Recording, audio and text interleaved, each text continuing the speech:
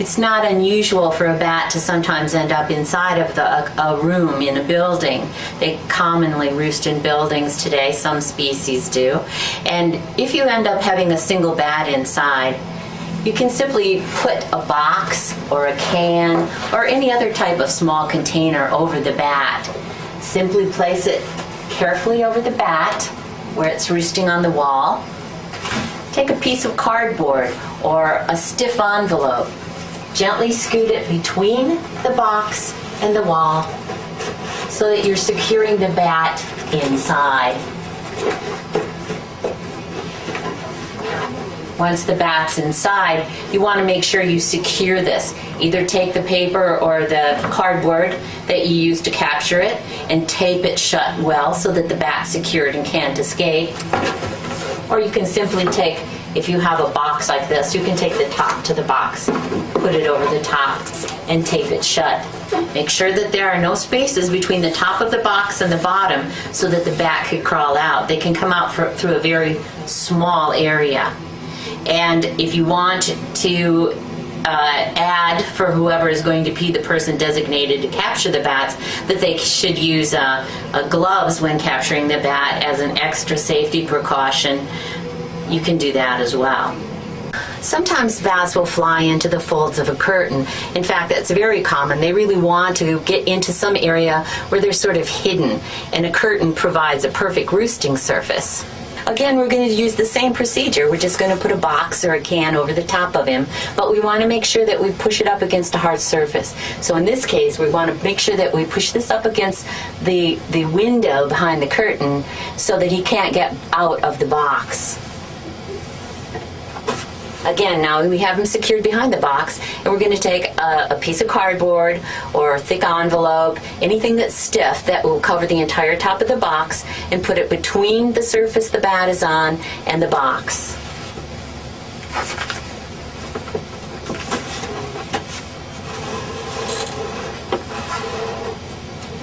Gently scoot the bat.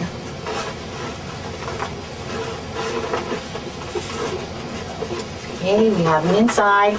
We want to make sure that we have this covering the entire top of the box before we take it away.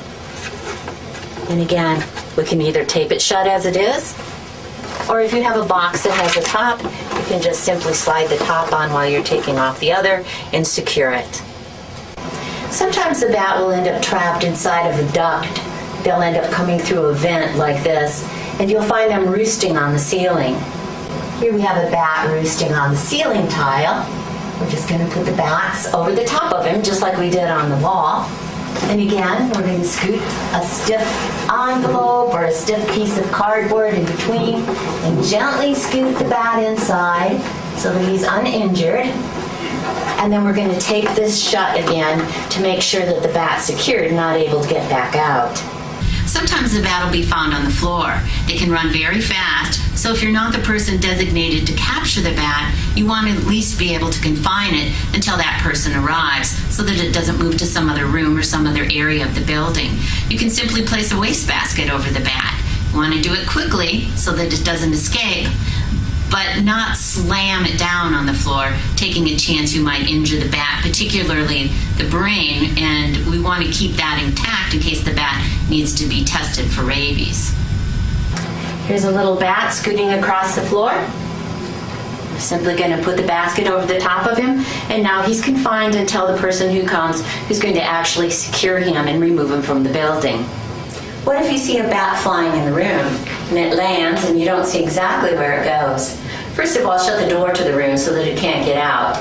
Then look behind anything hanging on the wall. A wall painting, a photograph, a map, a chalkboard, anything like that is something that a bat could easily go behind and roost behind. You want to wear gloves when doing this so that you can pull it out and look without worrying about having direct contact with the bat.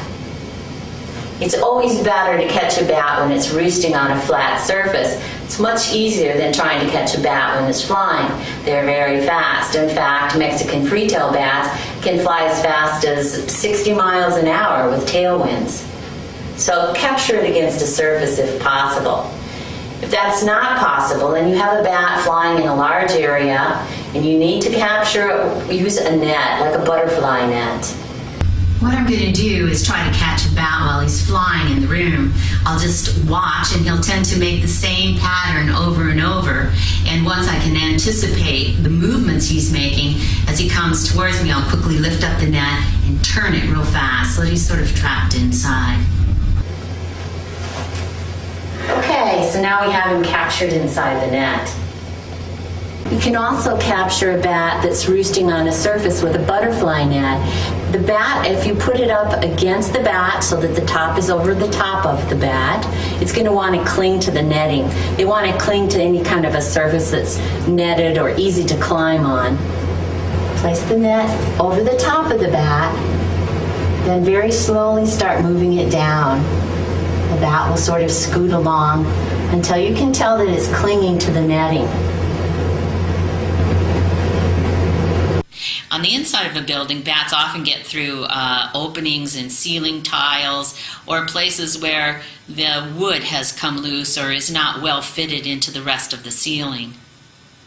Again, an opening like this is sometimes found inside supply closets or maintenance rooms. It's important that these openings are kept shut to prevent bats from getting in interior areas. What about holes in walls? These are a problem. Bats that are already roosting in the building may not be a problem, but if they're able to access the opening like this to get to the interior area, that is a problem. So you need to make sure that these openings are caulked shut. Where do bats get into buildings? One of the common places is in crevices that can form between a building and the chimney. Here you can see a brick building and the chimney and obvious wide spaces between the two. That's a perfect place for bats to enter. Here's screened vents along the underside of a roof. If the screen is in good repair, that's not a problem at all, but if the screen is loose, bats could also get in through that opening. Vents, another type of vent on the attic of a building. If there's a screen on the inside, it's not a problem. The bats can't get inside. But if there's no screen, or if the screen is loose, bats could easily get in through these openings. Here you can see on the corner of the building that the flashing is loose. That's one place bats can get in. And you can also see that there's openings between the wooden part of the building and the brick part of the building. All these little openings are places where bats could enter. Here's a section of a roof. You can see that the wood on the bottom does not meet securely up against the wood that is on the underside of the roof. That's another place where bats could enter. Here's a small hole. This is sort of in the brick of the building, and there's wood on top. This is another opening bats could use to enter. Here you can see the structure has a cement wall, and then there are columns along the side. Again, there are openings between the wall and the column. Bats often will enter through there. These usually don't have openings to the interior of the building, and bats will remain on the external side. However, there are sometimes openings that go from these external crevices to the inside. And if so, then this is another area that bats could enter interior areas. Bats often enter buildings under loose flashing, so make sure that the flashing is secure against the building and that any openings that are left after the flashing has been secured should be sealed shut. Here's another hole that bats could use to get into a building. The best way to evict bats is to use something like this. It's just a clear piece of plastic that's formed into a tube. It has to be smooth inside so the bats can't cling to it to climb back in. Just put this over the top, and then you can secure it around the outside. You leave this in place for 5 to 7 days to make sure all the bats have gotten out. Then you remove it and permanently seal the opening shut. Here's another option. Here's another type of tube that works well. Again, just a smooth tube. This one has a piece of plastic that's pliable that you can use in case you're in an area where it's not even. If the hole is uneven, then you can sort of mold this to make it fit and keep it secure.